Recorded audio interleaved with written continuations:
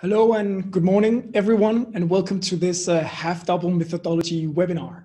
My name is Michael Ehlers, and I am the project manager of half-double, and I've been the project manager of half-double for the last 5 years.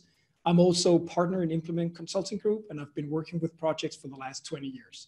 So projects is really my passion, and that is also the reason why I'm so passionate about half-double and creating new methodologies. And this is actually what this session is all about. It's about a new methodology that we have co-created together with a big community. And I'm gonna give you the insights to what is this methodology all about. But before I kind of dive into the whole methodology part, I just wanna let you know that I have behind me here, I have a nice background, but I also have two other people in the room. I have Patrick, who will be helping on the technical side and on the chat side, and also have Anna on the other side, and she'll be helping me with the Q's and A's that might come along this session. So we're actually 3 people here in the room. You'll probably only see me today, but you'll interact with all of us, hopefully. So I think it's time for us to share the agenda, and Patrick will help me to share the slides with all of you. And hopefully you now see the welcome to the half-double seminar slide, which is the introduction. And the agenda for today is that I'm gonna run through, first of all, the overall story of half-double. So why did we even start this initiative? What's the idea behind it? And who have contributed to setting up this whole methodology? Then I'm gonna dive into the methodology as such. We're gonna talk about impact, flow, and leadership, the 3 core elements of half-double. Then we will join into a case from GNR Audio, who has the brand Jabra. They produce headsets and speakers for computers. So we'll see how they have used half-double, and I'm gonna give you an insight to some of that. Then we're gonna end the session with an online Q&A.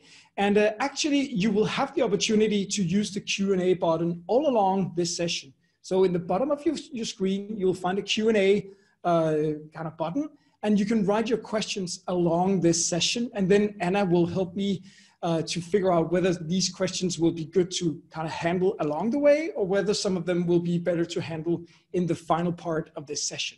But feel free to write in your Q's and A's along this session. Okay, let's get started. So why did we even start half-double? Well, it all started with this number, the 30%. 30% of all projects today are characterized as successful. So this number derives from the Standish Group. They've been doing this research from 1994 until today, and the number has actually increased a little. It has increased to 36%. So 36% of all the projects we're doing today are actually successful. That's a good thing. However, it still leaves quite a lot of space to be even better, because we would like to have more successful projects.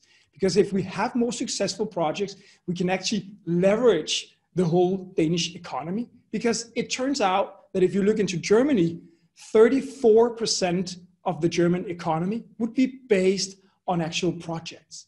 So 1/3 of the whole economy with a success rate of 30%. That was the issue that we're trying to deal with. We're actually trying to increase the success rate of projects.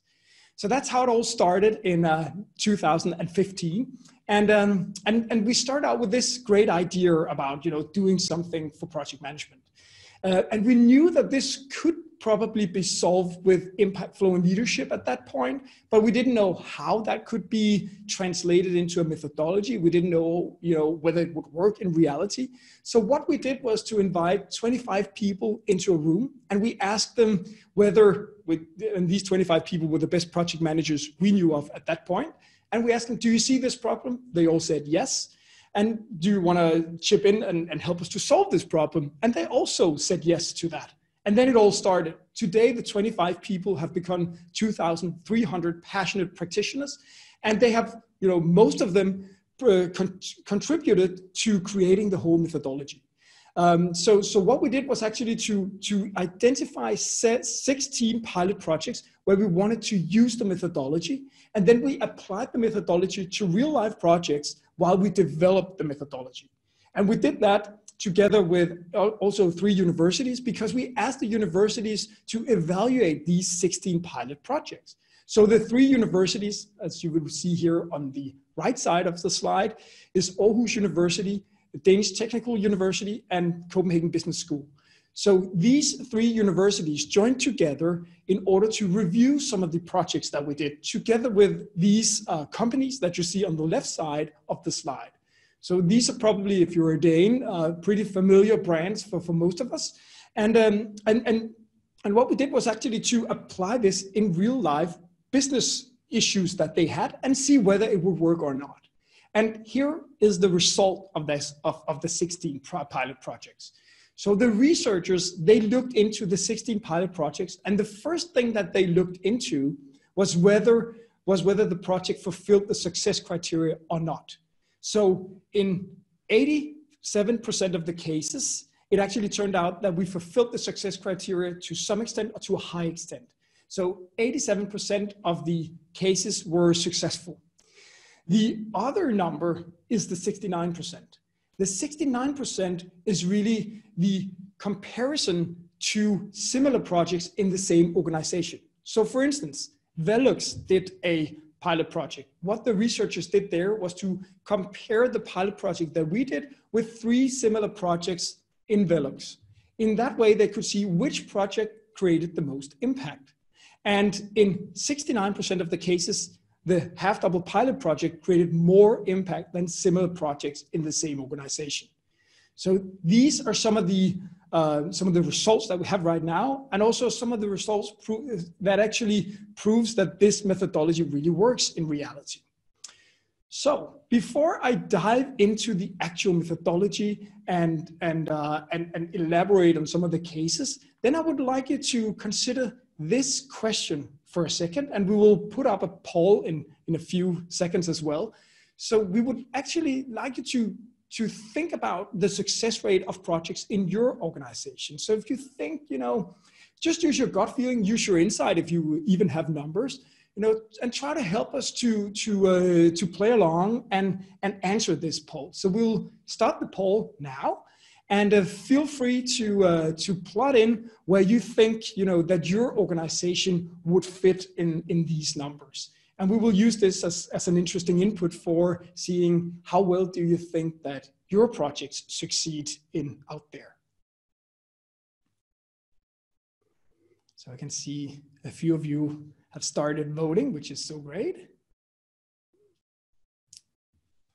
About half of you have been through the question now. There is a question here. Should define success first. Okay, so while the poll is going on, what is the measurement of success, or define what is success first? And I think that is a great question, because what is success rate? And in the study that we saw from the Standish group, success rate would be measured in terms of, did we deliver to the initial contract that we decided upon. So that would actually be the classic triple constraint. So the interesting thing here is that success is measured in this, in the study that I showed before, in terms of, did we deliver what we promised? So that is the interesting thing, at least looking at that study. We think projects should be measured on other success parameters. For instance, do they create impact? And I'll get back to that in just a second. Because let's have a look at the poll results. So quite a few of you have actually put yourself kind of in the middle layer there, from 41% to 60%. So about half of you experience or have a gut feeling that half of your projects succeed pretty well. Then there would be probably another half that succeeds less well. And if we look at the combined numbers, we can see that there is a small tendency to have more answers towards not succeeding than really succeeding. So this kind of confirms the number that we saw from the start, at least if we look into how you perceive the success rate at this point. Thank you very much for playing along with this. So I'm gonna go on with the presentation and start telling you a little about half-double and the methodology. As I said, the half-double methodology is based on 3 core elements. So these 3 core elements are impact, flow, and leadership. And the 3 core elements are essential in the way that each of them actually represent a paradigm shift compared to traditional project management. So let's look at them one by one. First of all, impact. The paradigm shift here is that in traditional project management, you will be considered a success if you deliver what you promised. So if you deliver according to the initial contract that you created, then you would be a success. It doesn't matter whether people use this, whether you've created impact with it, or whether it works or not. As long as you have delivered what was specified in the start of the project, then I, as a project manager, would be a success. We think that perspective is wrong. We think that we should measure our project in terms of how much impact do they create. What is the actual value creation of our project? Which is the reason why we're saying half double should be based on impact delivery. It should be based on actually managing your project or leading your project towards the impact that we would like to create. And the project should be measured upon the impact that it creates. The second core element is flow.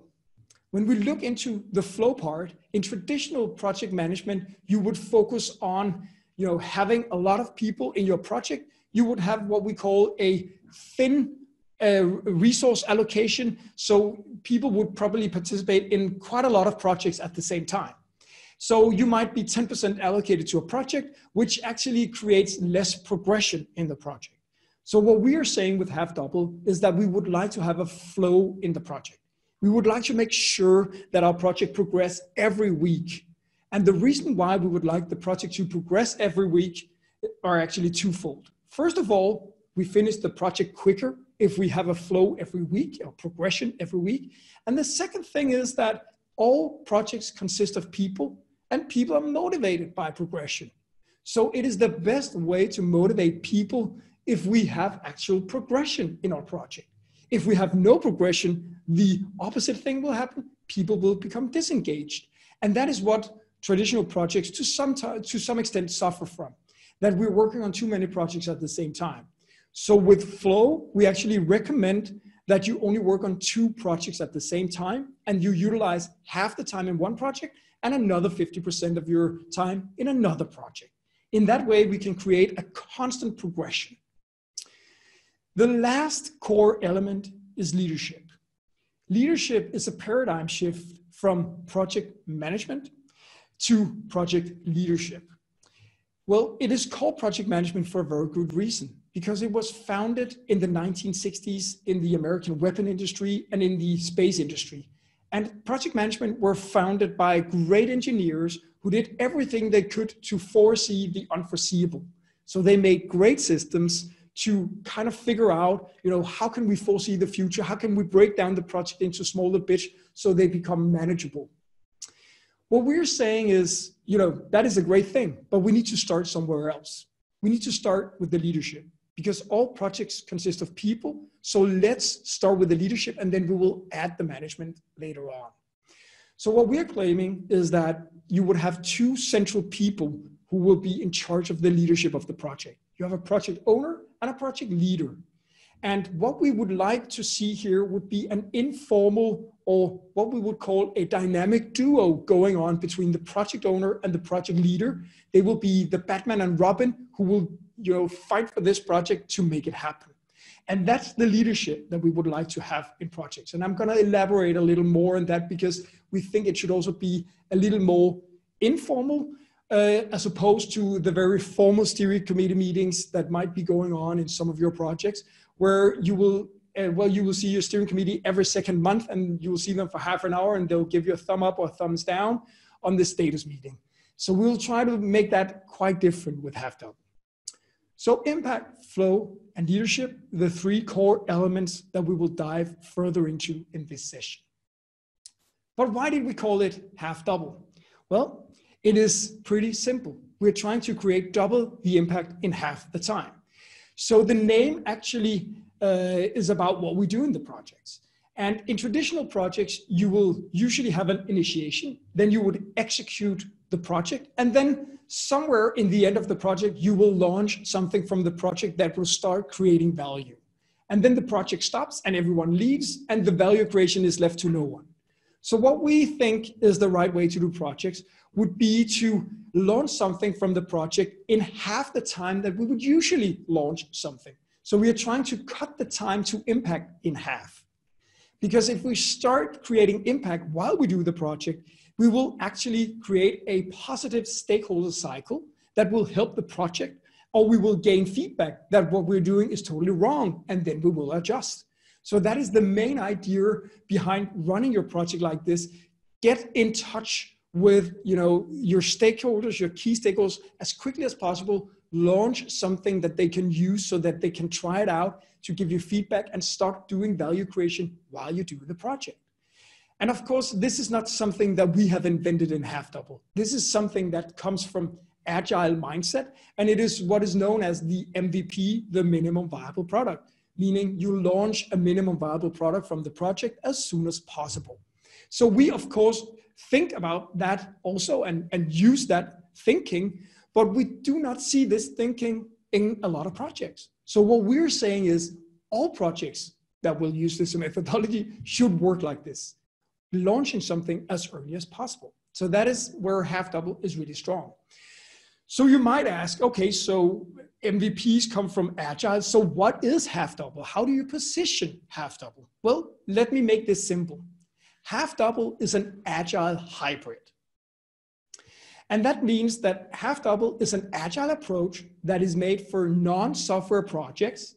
So it is very suitable for instance, product development projects, supply chain projects, or other internal development projects. We think Half Double is really good for transformation projects. So if you have what might be called a predefined project, a project where you know a lot from the start, then probably traditional methods would be good for your project. But if you have a project where you are really very uncertain and very unsure about what to deliver and what the actual purpose of this project is, then Half Double would be a great approach or great choice of methodology for that project. So that is why we call it an Agile hybrid. And because most Agile thoughts really derives from software development. And we have used this methodology for non-software projects. It also works in software projects to underline that, but it is specifically made to make sure that the needs of non-software projects are met. So that is where Half Double is at its best. So Half Double, what will it be and how can I do it? What will I do in my project? This is the overview that you will be seeing quite a few times throughout this presentation. Half Double consists of the three core elements: impact, flow, and leadership, as you see on the slides. And each of these core elements would have three methods and three tools associated with it. So the method would be the way that you approach your project, and the tool would be the tool that you can use to help this method come alive.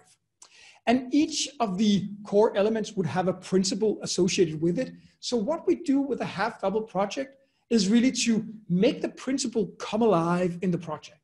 And if you can make the three principles for impact, flow, and leadership come alive, and I'll run through them in this session, then you're actually Half Double.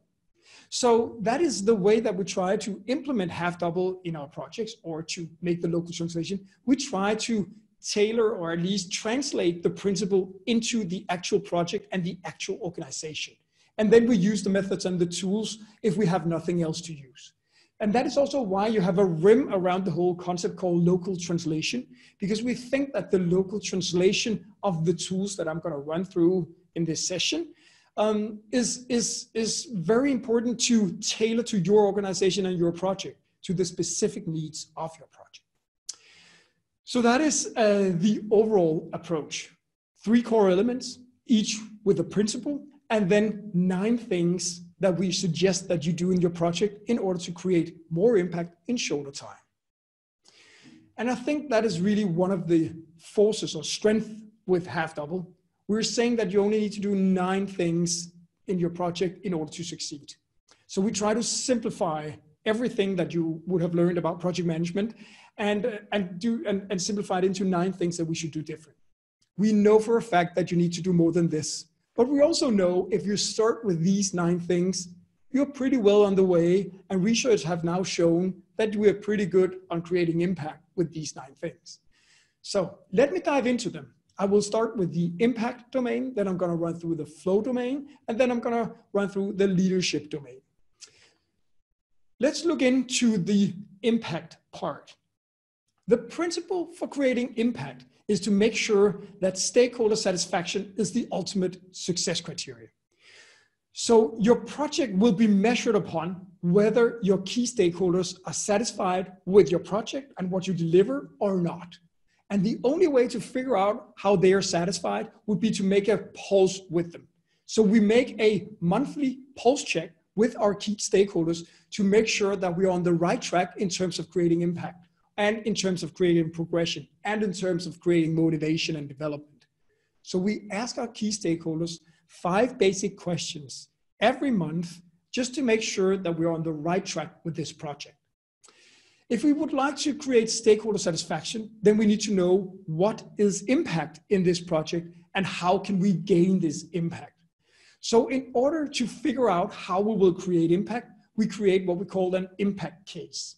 And as you see on the left side of the slide, there's a tool associated with the impact case. The impact case is essentially a process where we try, or it's a tool where we try to combine the actual business impact that we are hoping to create and combine that and link it with the behavioral impact or the behavioral change that need to be installed in order to create the business impact. So the impact case is really the link between behavioral change and the business impact that we would like to create. I see a lot of business cases in my work as a consultant, but I don't see a lot of behavioral change cases linked to the business cases. And that is very essential. We think that you should be totally clear on what's the behavioral change that we need to install and work on that iteratively along the project in order to create impact.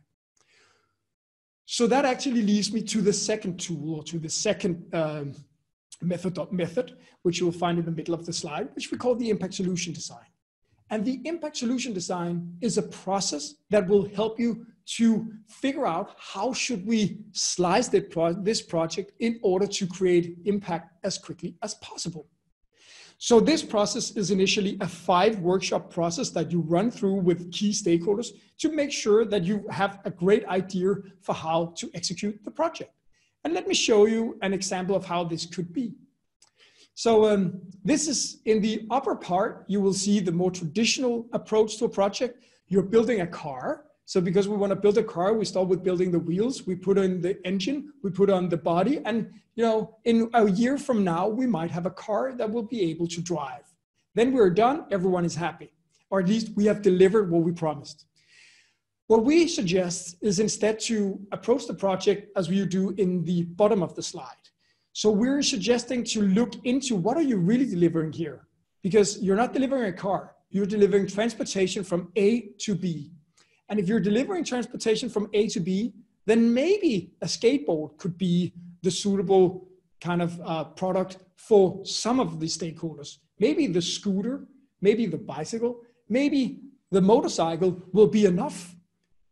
That's why we would like to build up the project in smaller bits to see if our stakeholders are satisfied with whatever we're delivering along the way. Because that is the characteristic of all projects. We're not sure how they will end up. So why specify something in details that we're not that certain about? So that's why we try to build the project in smaller bits that will be valuable for some of the users or customers related to whatever we're doing in our project. This is what we call the impact solution design. So we try actually to build our project into delivering these impact bits. And as you can see, this is a slide from the minimum viable product. And again, we're just taking all the good things that are out there and using them in half double, but also trying to relate them to non-software projects. And what we suggest is really to do this process very much upfront. So what is specific and different about half double is that you start the project with an impact solution design process. So instead of doing, which would be kind of the upper part of the slide, the normal initiation, instead of rushing to execution after having thought about what project you will be doing and been thinking about this for way too long, so everyone is totally stressed about we haven't started yet. So we rush to execution and then the whole wiggly course starts with our project. What we're suggesting is start the wiggly course very early in the project by involving some of your key stakeholders into this 5 workshop process where you define what is a skateboard, what is a scooter in this case, you know, and how could we slice our project into those smaller bits. So we actually do a kind of a innovation sprint start of our project where we invite most of our stakeholders to figure out what would they like. We ask customers, we also ask technical people, you know, will this ever be feasible? And then we design the project to be built up in a value creation mode. So that is the secret of impact solution design. And let me tell you, the slide looks very simple when I showed you this slide with the car and so forth. But converting this thinking into whatever project you might have is really where the goal is. And that is the local translation that is so necessary and that will require reflective practitioners, hopefully like you guys out there, on your own projects. And I'll get back to the part about reflective practitioners when we get to the leadership. So this is Niels Nymark Tusbach from Jabra, from GN Audio. He was the senior project manager of one of our pilot projects in GN Audio / Jabra. And these are some of his statements on how it was to use impact in his project. You will find this video online actually at halfdoubleinstitute.org, where you can see the whole video with Niels. It's 1.5 minutes. I've chosen not to show it in this webinar because video sometimes is a bad experience for you guys out there, because depending on whatever connection you might have, it works very bad for some of you and good for some of you. So we've chosen not to take it. But you can see the video afterwards if you like to. And what he said about doing projects with this mindset was, it was very nice to set clear goals on how the project is going to be successful and how to create impact from the start. And how they did that was really to involve the leadership team and also the marketing team and the sales team in what were their expectations to this product. And what they were building were actually small headsets that you can put into your ears so you can connect with your phone and take your call from that. And how they usually do that is a very engineering focused exercise. So they of course start with the technical part of it. And they start exploring, how can we build this smaller and better and more efficiently? But this time we started by figuring out what's the value that we would like to create. First of all, for the users, but very much also in terms of what's the revenue, what's the market share that we hope to gain from this product? And how might we capture that market share by adjusting our product to that market niche that would be out there? So inviting a lot of people from marketing, from concepting, and from other parts of the organization to figure out how this project should be actually sold and tailored and understood was kind of the start of the project. And then the technical part followed afterwards. So they actually twisted those two things totally around, which really made a lot in this project.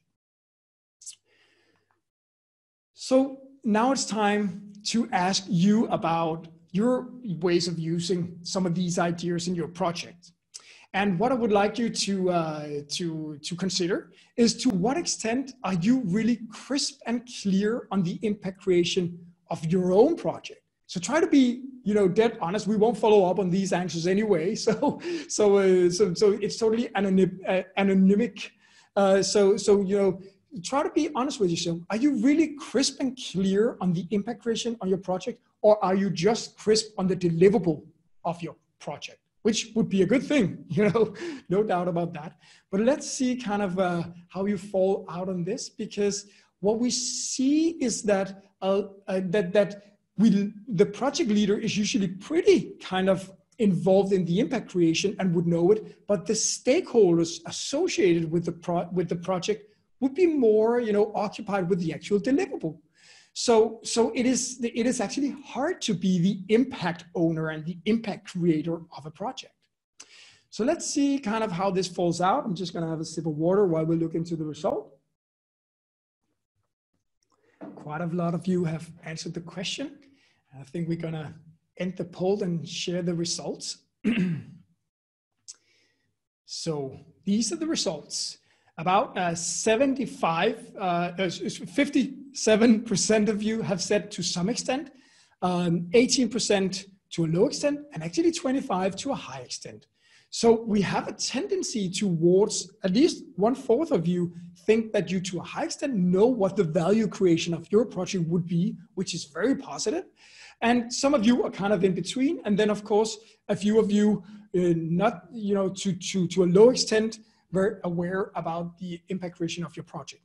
And regarding this poll, I just want to say that I know that impact creation is not the project leader alone, or not alone for the project leader to decide. It is very much about what kind of project you're doing, what the organization is actually asking you to deliver. So I know that this is a bigger thing. It's really an organizational mindset that we need to install here. But thank you very much for playing along. And I think that the 57% really shows that we can improve this approach quite a lot. Now it's time to dive into the second core element, which is flow. And the flow part of a project also consists of 3 different methods. And the principle that we try to fulfill with flow is really to make sure that we have a high intensity and frequent interaction in our project, because that will ensure a continuous project progression. So in our projects, we try to allocate our team with 50% core resources, saying only 2 projects per person. We try to create a rhythm in key events, making sure that we have all the meetings set up and that people work on the same day in the same room. And then we use visual planning in order to progress the project as much as possible and make sure that everyone commits to what they're doing. And this is, some of the basic facts that we have based this on. We actually know that when we do 5 projects at the same time, we have a 30% efficiency. And when we do 2 projects at the same time, we have an 80% efficiency. So the reason for this is, of course, that if you only have 2 projects, you are able to focus on the things that you're doing, and you will avoid the multitasking between 5 different projects at the same time. So running your projects in a more intense character will help you to finish them quicker. And the second thing here is really that when you're doing knowledge work, then you really need time to get into flow in solving these complex, hard challenges. You cannot solve them, 5 minutes here, 10 minutes there. You need to dive in for at least half a day, for at least 3 or 4 hours in order to solve some of these complex issues. And then you're dependent on other people. So why don't you go into the same room and elaborate and do some of these things together? And this is actually what you see on the slide here. You see in teams who are engaging with each other, who are taking time to meet on, let's say, Mondays and Tuesdays to work on their project. And then on Wednesday, they present it to their project owner and to some of the key stakeholders. And then on the next half of Wednesday, Thursday, and Friday, they work on their second project. So they set it up very roughly or very, very kind of firmly, but working this way really progresses the project and creates a lot of commitment to the project. And this is Henning Hansen. He's the Senior Director of Project Management in Danfoss. They have also been using the half-double methodology, and especially the flow part of half-double in their projects. And what he says, and you can also see this video online at halfdoubleinstitute.org, is that sprints create intensity and focus.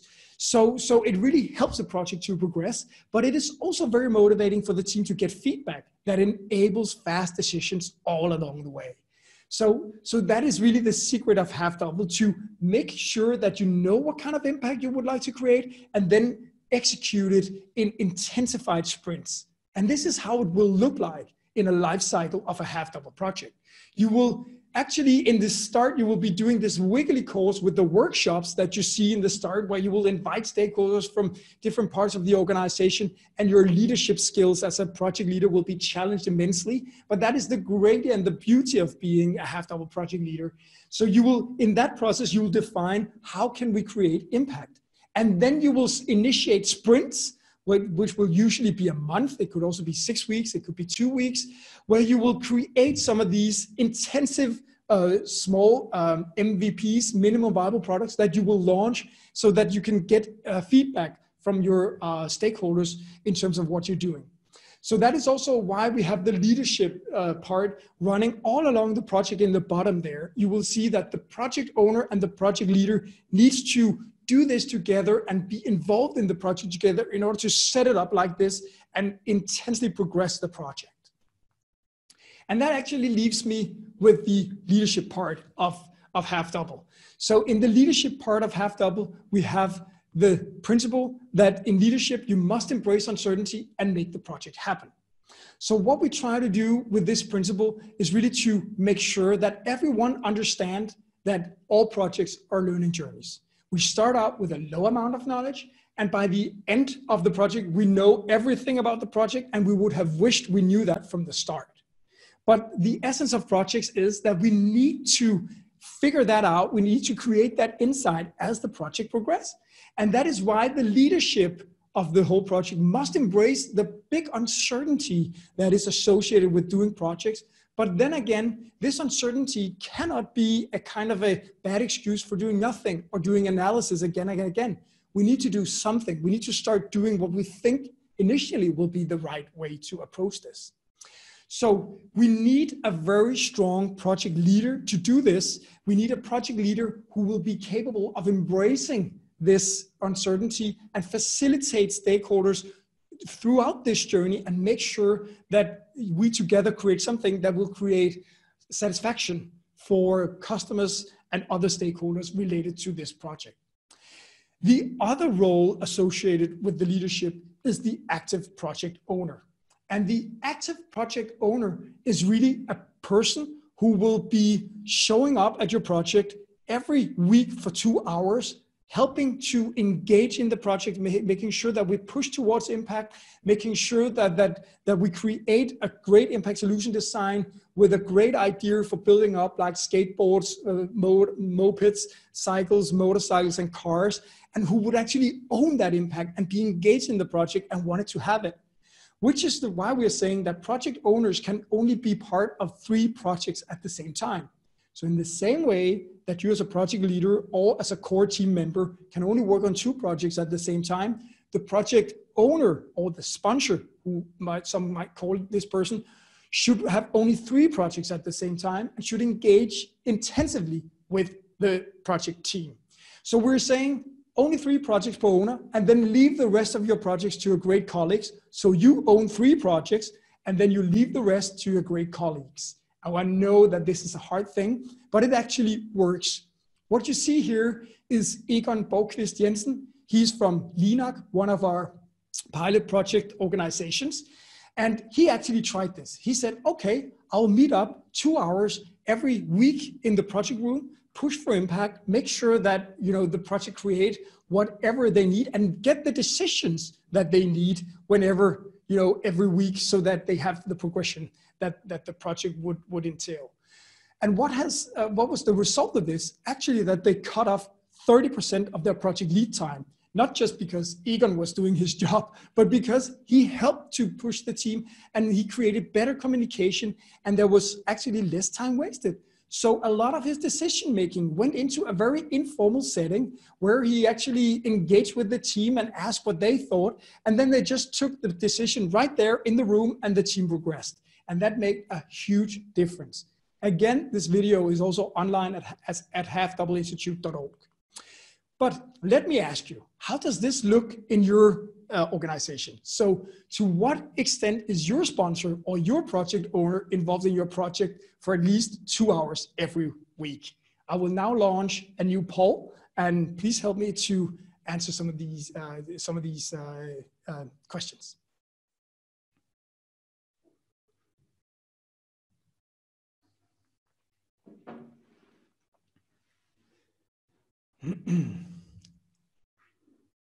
So quite a few of you are answering the poll right now.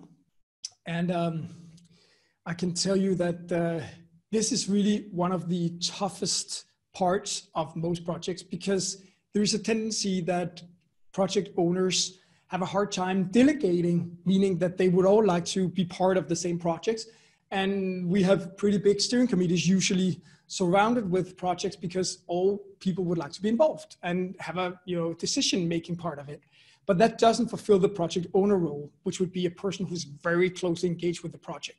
And as you can see here, 60% of you has said to a low extent is your project sponsor involved. And the interesting thing here is that that is a very known fact, actually, and this is also confirmed by your answers here.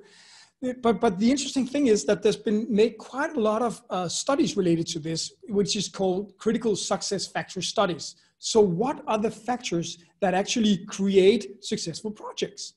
And a lot of factors have been named, but the only common denominator in all these studies is that the active project owner was accessible or was part of the project. So we actually know that this role means a lot. So if you could change the 60% to nothing, then we can make a huge change. And I know that this might not be for you, for yourself to decide this, but at least you can try to push it a little. All right, so that was the project owner part and also the leadership part. What I would like to tell you about now is what we call the local translation of half double. So I've been through the 3 core elements. I've been through the 9 tools or methods. And as I said in the start, it is so important that you translate this into the project that you're in and the context that you're in, meaning the organization that you're in. And I would like to share with you how we did this in the Jabra project, which is the one that I showed you previously with Niels. So Niels was one out of 3 pilot projects where we started working like this in Jabra. And so Niels was kind of the early test of this. And that is why he said, in Jabra, we started half doubling R&D, and now we're rolling it out to all parts of the organization. So we tested it in 3 R&D projects, and then we started rolling it out to the rest of the organization. And the way that we did this was actually with these 3 elements here. So in Jabra, we actually launched a common language model. So it was kind of a way of working model, and we called it the impact model. And the impact model actually consisted of 3 domains. The first domain was decision making.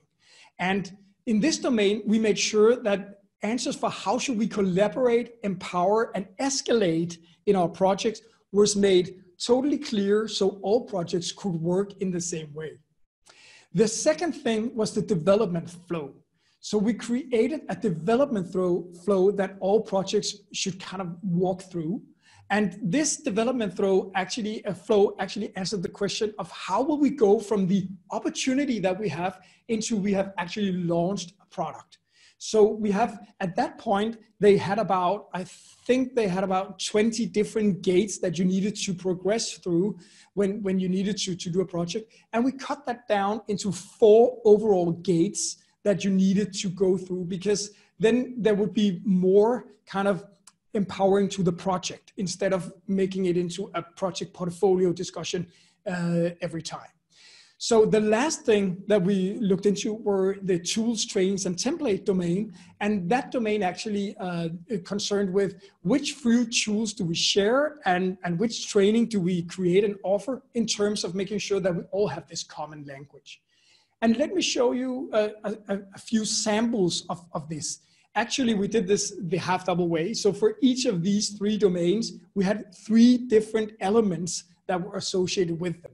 And in this slide that I'm showing you here, I will show you 1 element from each of the from each of the domains to give you a flavor about how we approach this.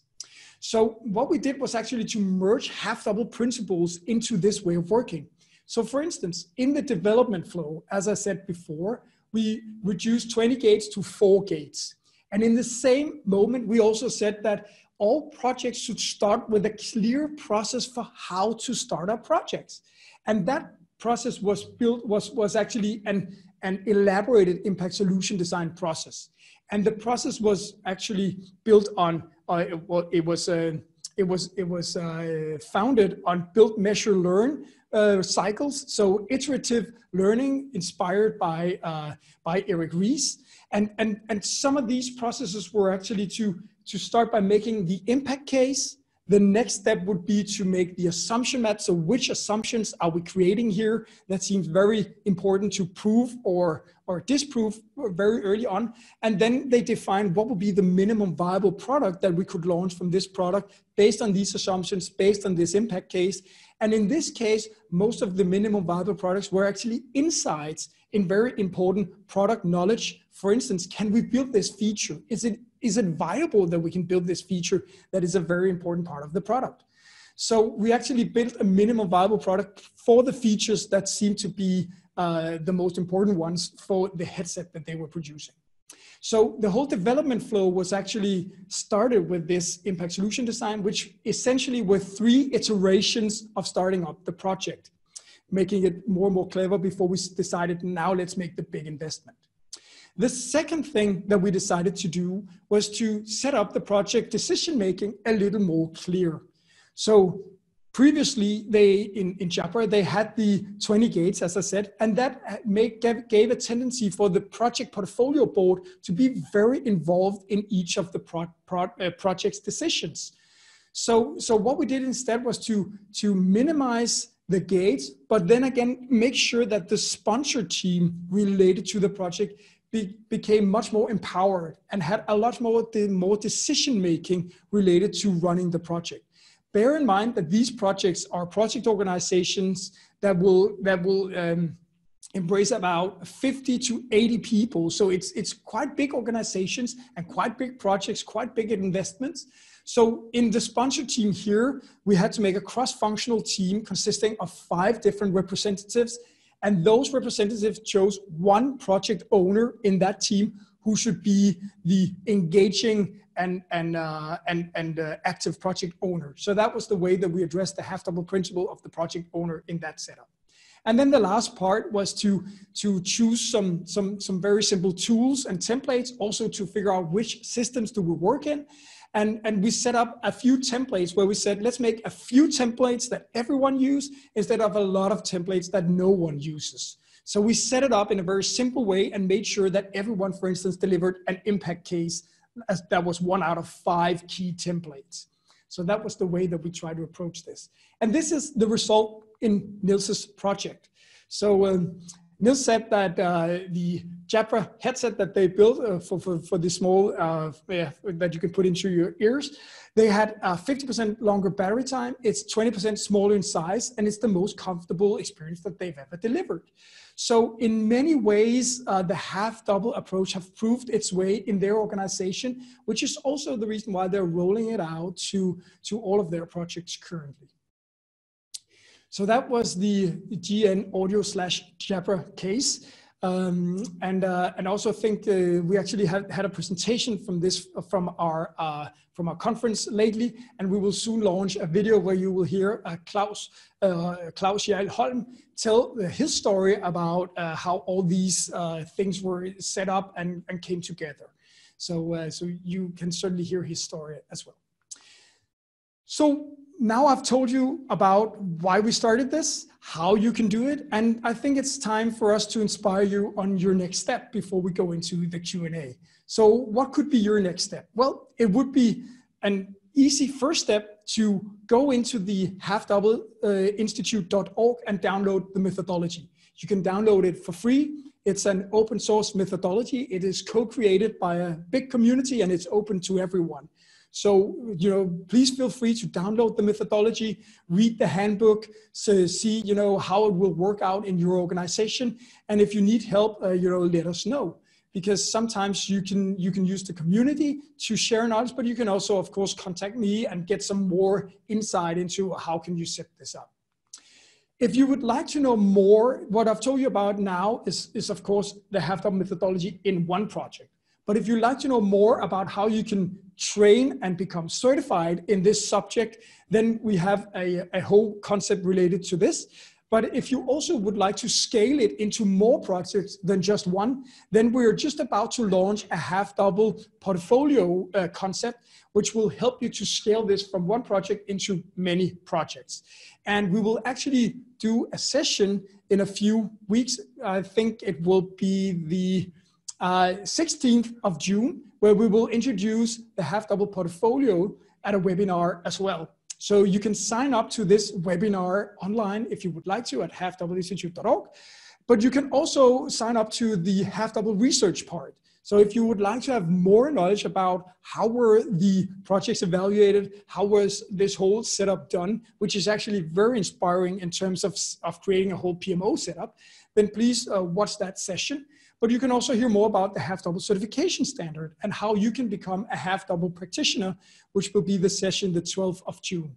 So please feel free to go into the event part of the site and sign up for some of the other sessions.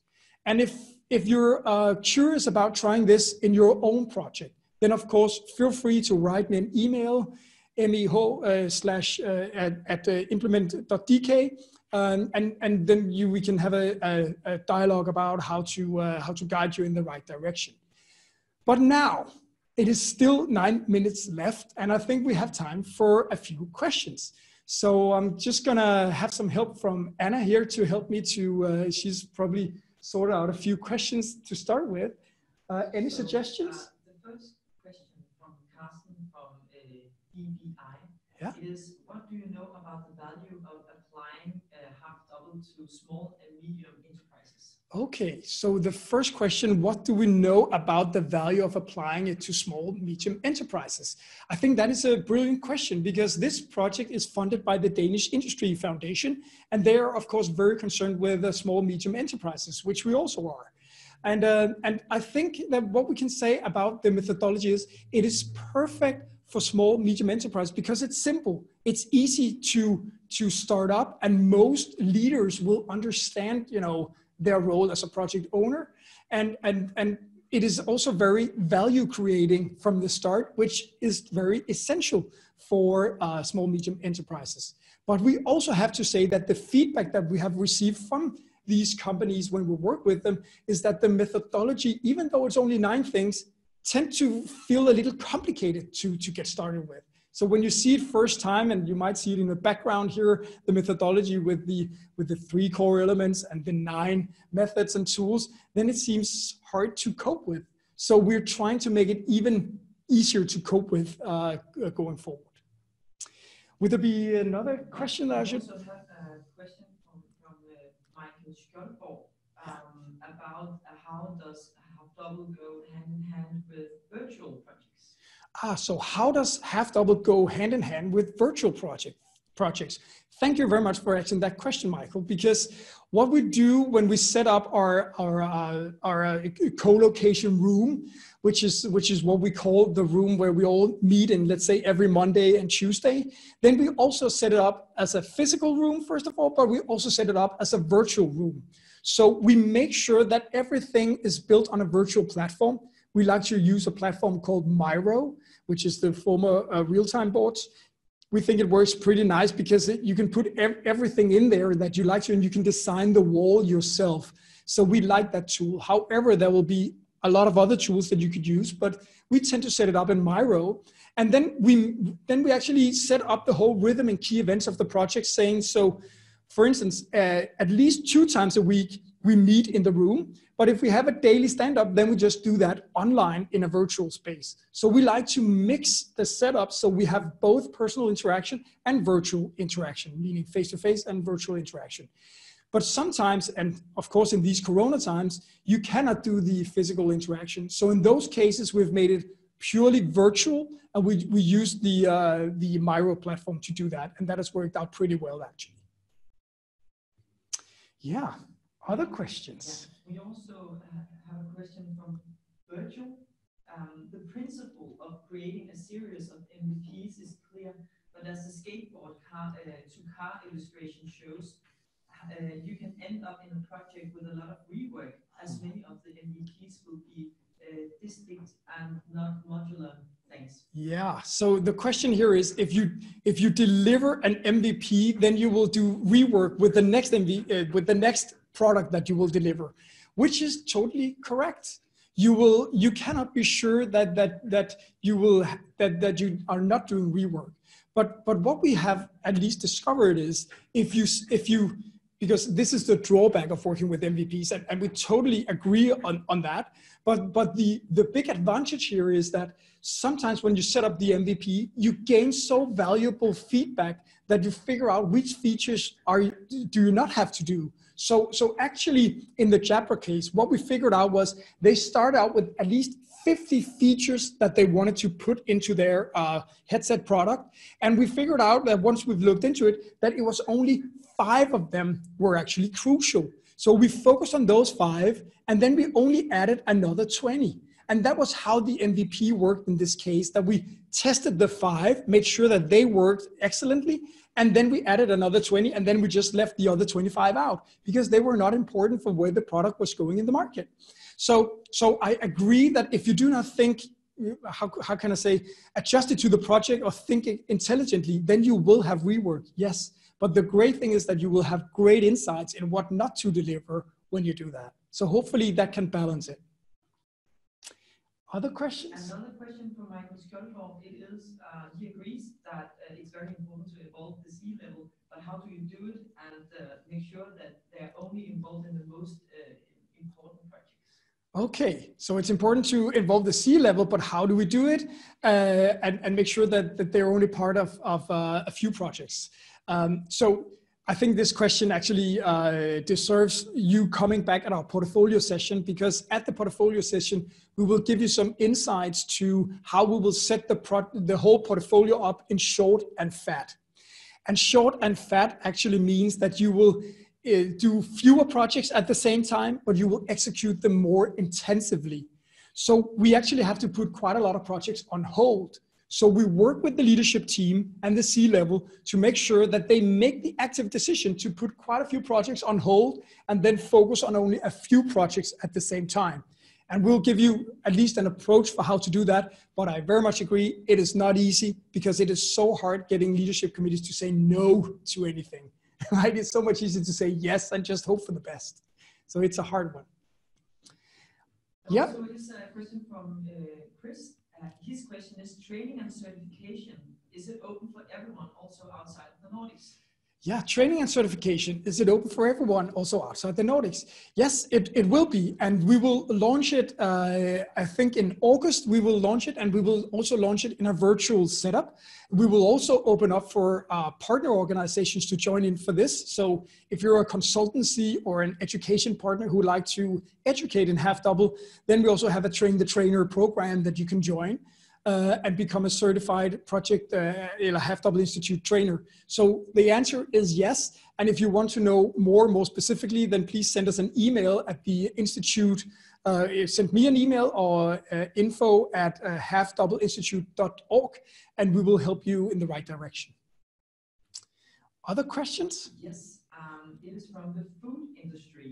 Do you see this methodology also to be applied in external sponsored projects, for example, projects which are agreed and commercially defined upfront and contain physical deliverables? Yeah, that is a really great question in terms of how do you handle this when it's not an internal project and it's between 2 organizations and you have contracts involved.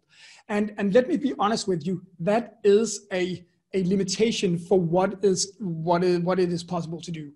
But the thing is, with the LINAC project, that was actually a collaboration between LINAC and their contractor called BILA.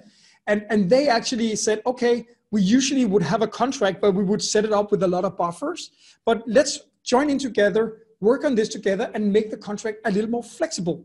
And we will forgive each other if we cannot deliver to the contract specifically, but we will deliver on the overall targets, meaning we have to develop this product within this and that. So they actually joined together on some overall targets, and that was how they actually made the project 30% quicker, because it took out all the risk time or the buffer time that they've put in from each side in order to deliver to each other. So it can really work, but it requires that that the two parties actually join together in a more strategic partnership, or at least agree that they want to work together on this. So it can work, but it will require them to agree on that. I think time is up. It is 1 minute to 20. We will, with the great questions that you've answered, we will try to answer some of them in a question or in writing. That is what I'm trying to say. So you can see some of the answers later on. And thank you so much for joining in to this session. I hope we will see you for the coming webinars. To have a great day out there and have a great weekend when you get to that. Take care.